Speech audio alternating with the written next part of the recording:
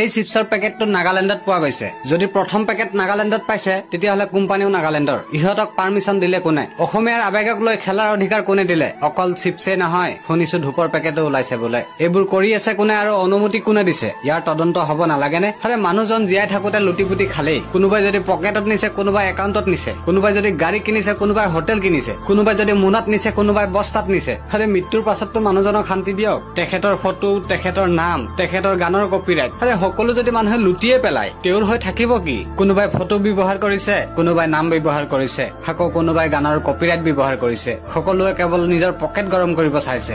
আৰে যিজন জুবিনদাই অসমখনক জিলিকাই থৈ গল, সেইজন জুবিনদাৰ নাম অপব্যৱহাৰ কৰিবলৈ চৰম লগা নাই? যিজন জুবিনদাই অসমখন দেশ বিদেশত চিনাকি কৰি থৈ গল, সেইজন জুবিনদাৰ ফটো অপব্যৱহাৰ কৰিবলৈ চৰম লগা নাই? যিজন জুবিনদাই সকলোকে এক হৈ থাকিবলৈ শিকাই গল, সেইজন জুবিনদাক বেয়াকৈ কবলৈ কাৰো চৰম লগা নাই? মই আপোনালোকক অনুৰোধ কৰিছো, জুবিনদাৰ নাম